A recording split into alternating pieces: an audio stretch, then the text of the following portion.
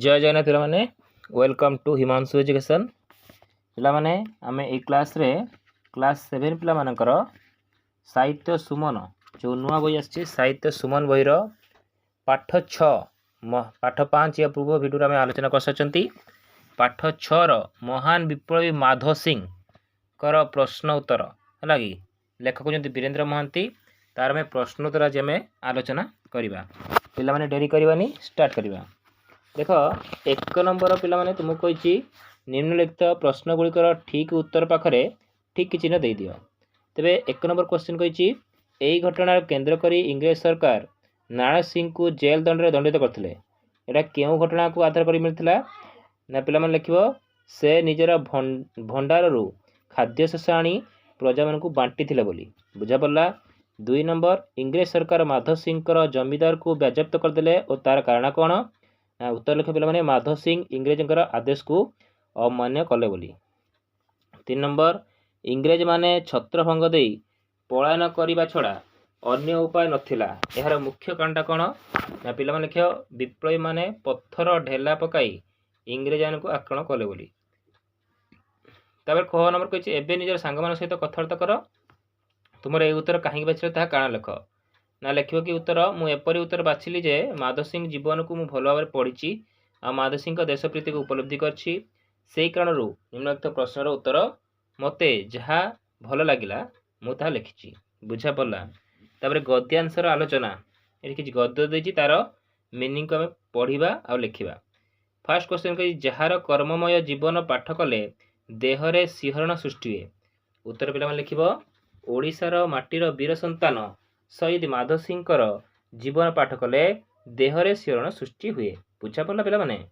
तापर क्वेश्चन कही फल सम्मान रे आंच आसला उत्तर रे पिला माने लिखिबो कोन जेतेबेले घेंस जमीदार संबलपुर राज्य अधीन थिला सेतेबेले इंग्रेज सरकार एक विज्ञप्ति प्रकाश कले जे संबलपुर अधीन रे रहिथिबा समस्त राजा जमीदार गंतिया निज निजर राजस्व आदाय करी संबलपुर ठारे इंग्रेज मानकर कार्यालय दाखल करिवे सेतेबेले सेमानक तथा समस्त राजा जमीदार गंतिया पर्यंत समस्तकर सम्मान रे आंच आसतेला बुझा पड़ा।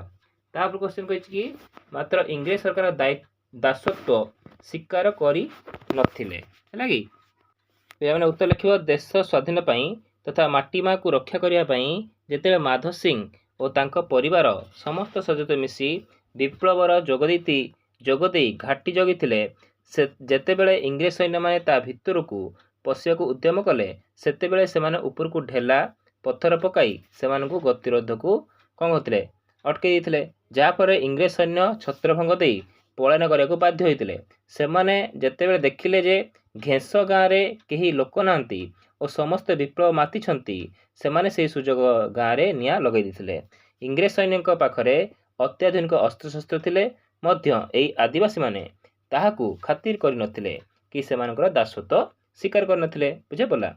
तापर क्वेश्चन कही एतिकिरे कथा सरी जाई नथिला इंग्रेज माने शेष में विप्लवी माधव सिंह को 1858 मसीहा डिसेम्बर मास 22 तारिख रे फांसी देइथिले मात्र एतिकिरे कथा सरी जाई नथिला इंग्रेज माने माधव सिंह सांगसाथी मानकू धरी तांको उपरे अकथनीय अत्याचार करिया को आरंभ करथिले मात्र माधव सिंह पुत्र माने एथिरे विचलित होई नथिले बरं शेष पर्यंत संग्राम को बलवत्तर रखथिले बड़ पुओ को कला पानी पठे दिया द्वितीय पुओ को फांसी देदेले तृतीय पुत्र को आजीवन कारादंड में दंडित करदेले आ शेष चतुर्थ पुत्र को गुंफा मध्य निआं लगाई देले जहा फलस्वरूप श्वासरुद्ध होई से शेष में मरी जाइथिले। एहीपरि भाव में माधव सिंह फांसी पर मध्य इंग्रेज माने परवर्ती पर्याय तांकर 4 पुओ को मध्य मारी देइथिले बुझा पड़ला। तापर पिला माने क स्तंभ सहित ख स्तंभ मिलन घेंस लिखे पिला माने संबलपुर जिले एक गाँ। 2 नंबर कही माखनलाल हूँ पिला माने तुम इंग्रेज मानकर प्ररोचना परिचालित होता। नारायण सिंह लिखे पिला माने माधव सिंह जामाता। तापरे सिंघड़ा घाटी पिला माने कौन ना इंग्रेज प्ररोचना परिचालित संबलपुर ठारू नागपुर को संजोग करुवा रास्तार अवस्थित एटा लिखिदेव। माधव सिंह कौटी जी पिला माने 2 नंबर संबलपुर कारागार फांसी पाइले बुझा पड़गला। तापरे आस चिंता करवा कही यही पाठरे क्यों मुक्ति संग्रामी कथा कहुई ପିଲାମାନେ ଆମେ ଜାଣିଛନ୍ତି ବିଷୟ ନା କ'ଣ ମାଧବ ସିଂ ତାହେଲେ ମାଧବ ସିଂଙ୍କ ବିଷୟ ଅଲରେଡ଼ି କହିଥିବ ଲେଖିଦେବ। ମାଧବ ସିଂ ଗରିବମାନଙ୍କ ଠାରୁ ବଳପୂର୍ବକ ଖଜଣା ଆଦାୟକୁ କାହିଁକି ସହଜରେ ଗ୍ରହଣ କରିପାରୁନଥିଲେ? ଉତ୍ତର ଲେଖିବ ମାଧବ ସିଂ ଜାଣିଥିଲେ ଯେ ଗରିବମାନେ ଦିନକୁ 2 ମୁଠା ଖାଇବାକୁ ମଧ୍ୟ ପାଉନାହାନ୍ତି, ତେଣୁ ସେମାନଙ୍କ ଠାରୁ ବଳପୂର୍ବକ ଖଜଣା ଆଦାୟକୁ ସେ ସହଜରେ ଗ୍ରହଣ କରିପାରୁନଥିଲେ। ବୁଝାପଡ଼ିଲା। ତାପରେ ଗ ନମ୍ବର ମାଧବ ସିଂ ମହାବିପ୍ଳବ ପାଇଁ ନିଜର ପ୍ରସ୍ତୁତି କିପରି ଆରମ୍ଭ କଲେ? ନା ଉତ୍ତର ଲେଖିବ ମାଧବ ସିଂ ମହାବିପ୍ଳବ ପାଇଁ ପ୍ରଥମେ ପ୍ରଜାମାନଙ୍କ ଠାରୁ ଖଜଣା ଆଦାୟ କରି ଇଂରେଜ ସରକାରଙ୍କ ନିକଟରେ ଦାଖଲ କଲେ ନାହିଁ, ଇଂରେଜଙ୍କର ବିଜ୍ଞପ୍ତିର ବିରୋଧ କଲେ। ଏହିପରି ଭାବରେ ସେ ଇଂରେଜମାନଙ୍କର ପ୍ରତ୍ୟେକ କଥାକୁ ବିରୋଧ କରିବା ପୂର୍ବକ ନିଜର ପ୍ରସ୍ତୁତିକୁ ଆରମ୍ଭ କରିଥିଲେ। ବୁଝାପଡ଼ିଗଲା ହେଲା। ଇଂରେଜମାନେ ବହୁ ଅସୁବିଧାରେ ସମ୍ମୁଖୀନ ହେଲେ କାହିଁକି? ଉତ୍ତର ଲେଖିବ ଇଂରେଜମାନେ ବହୁ ଅସୁବିଧାରେ ସମ୍ମୁଖୀନ ହେଲେ କାରଣ ମାଧବ ସିଂ କେବଳ ଏହା ବିପ୍ଳବରେ ଯୋଗ ଦେଇନଥିଲେ, ବରଂ ତାଙ୍କର ସମସ୍ତ ପରିବାର ସଦସ୍ୟ ସେହି ବିପ୍ଳବରେ ଯୋଗ ଦେଇଥିଲେ। ପ୍ରତ୍ୟେକ ଘାଟିକୁ ଜଗି ବସିଥିଲେ। ଇଂରେଜ ସୈନ୍ୟମାନେ ସେହି ଘାଟିକୁ ପଶିବାକୁ ଉଦ୍ୟମ କରନ୍ତେ ସେମାନଙ୍କ ଉପରେ ଢେଲା ପଥର ଆଦି ଫୋପାଡ଼ି ସେମାନଙ୍କର ଗତିରୋଧକୁ ଅଟକାଇଥିଲେ। ସେମାନଙ୍କୁ କ୍ଷତାକ୍ତ କରି ଅସ୍ତବ୍ୟସ୍ତ କରିଦେଉଥିଲେ, ଯାହାଫଳରେ ସେମାନେ ଛତ୍ରଭଙ୍ଗ ଦେବାକୁ ବାଧ୍ୟ ହେଉଥିଲେ। ବୁଝାପଡ଼ିଲା। ଓ ନମ୍ବର କହିଛି ମାଧବ ସିଂଙ୍କ ପୁଅମାନଙ୍କୁ ଇଂରେଜ ସରକାର କିପରି ଦଣ୍ଡ ଦେଉଥିଲେ? ପିଲାମାନେ ଲେଖିବ ତାଙ୍କ ବଡ଼ ପୁଅ ହଟେ ସିଂଙ୍କୁ କଳା ପାଣି ପଠାଇ ଦିଆଯାଇଥିଲା, ଦ୍ୱିତୀୟ ପୁଅ କୁଞ୍ଜି ସିଂଙ୍କୁ ଫାଶୀ ଦିଆଯାଇଥିଲା, ତୃତୀୟ ପୁଅ ବୈରୀ ସିଂଙ୍କୁ ଆଜୀବନ କାରାଦଣ୍ଡରେ ଦଣ୍ଡିତ କରାଯାଇଥିଲା, ଚତୁର୍ଥ ପୁତ୍ର ଐରୀ ସିଂଙ୍କୁ ସାଇବର୍ଣ୍ଣି ଗୁମ୍ଫାରେ ପୁରାଇ ଉପରକୁ ନିଆଁ ଲଗାଇ ଦେଇଥିଲେ, ଯାହାଫଳରେ ସେ ଅଣନିଶ୍ୱାସୀ ହୋଇ ସେଠାରେ ମରିଯାଇଥିଲେ। ବୁଝାପଡ଼ିଲା। ତାପରେ କହିଛି କି ଭଳିକି ଭଳି ଶବ୍ଦ ପ୍ରୟୋଗ। ସେ ଭଣ୍ଡାରରୁ ଖାଦ୍ୟଶସ୍ୟ ଆଣି ପ୍ରଜାମାନଙ୍କୁ ବାଣ୍ଟିଥିଲେ। ଏଠାରେ ଖାଦ୍ୟ ଓ ଶସ୍ୟ ସେହିପରି ପିଲାମାନେ କିଛି ଯୋଡ଼ା ଶବ୍ଦ ଆମକୁ ଲେଖିବା ପାଇଁ ଏଠି କହିଛି ହେଲା କି। ତୁମେ କ'ଣ ଲେଖିବ ଉତ୍ତର? ନା ବର ଓ ପୁତ୍ର ବରପୁତ୍ର, ମାଟି ଓ ମା ମାଟି ମା, ପ୍ରାଣ ଆଉ ମୂର୍ଚ୍ଛା ପ୍ରାଣ ମୂର୍ଚ୍ଛା ହେଲା କି, ମୁକ୍ତି ଆଉ ସଂଗ୍ରାମୀ ମୁକ୍ତି ସଂଗ୍ରାମୀ, ବୀର ସନ୍ତାନ, କର୍ମସ୍ଥଳୀ କର୍ମସ୍ଥଳୀ, ଜୀବନ ଯାପନ, ମିଳି ମିଶି, ବୀର ଯୁବକ, ଦୂର ଦୃଷ୍ଟି, ଧନୁ ତୀର, କୋପ ଦୃଷ୍ଟି। ମିଶେଇକି ଲେଖିବା ଆଉ କ'ଣ? କଳା ଓ କୌଶଳ କଳା କୌଶଳ, ଆଖ ପାଖ, କଳା ପାଣି। ବୁଝା ପଡ଼ିଗଲା। ତାପରେ ପିଲାମାନେ ପ୍ରତିଶବ୍ଦ ତୁମ ପାଇଁ କହିଛି କିଛିଟା।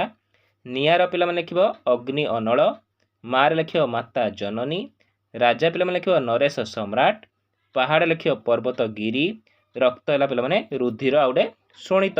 ବୁଝା ପଡ଼ିଲା। ତାପରେ ନମ୍ବର ଲିଙ୍ଗ ପରିବର୍ତ୍ତନ, ଏଟା ତ ଅତି ସହଜ ପିଲାମାନେ। ମାର ପିଲାମାନେ କ'ଣ ହେବ? ବାପା, ବୃଦ୍ଧର ବୃଦ୍ଧା, ନାରୀର ପୁରୁଷ, ବିଦେଶୀରୁ ବିଦେଶିନୀ।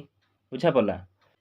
ତାପରେ କହିଛି ପିଲାମାନେ ବିପ୍ଳବୀ ମାଧବ ସିଂ ଭଳି ଅନେକ ବିପ୍ଳବୀ ବା ସ୍ୱାଧୀନତା ସଂଗ୍ରାମୀ ରହିଛନ୍ତି, ସେମାନେ ଆମର ନମସ୍ୟ। ତେବେ କେତୋଟି ପହଳି ରହିଛି ମାନେ ଗୀତ ଦେଇଛି, ତାକୁ ଆଧାର କରି ତୁମେ ସେହି ମହାନ ଆତ୍ମାକୁ ଚିହ୍ନିବାକୁ ଚେଷ୍ଟା କର।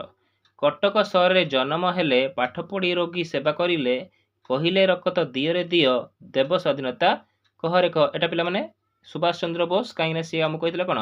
ମୋତେ ରକ୍ତ ଦିଅ, ମୁଁ ତୁମକୁ ସ୍ୱାଧୀନତା ଦେବି।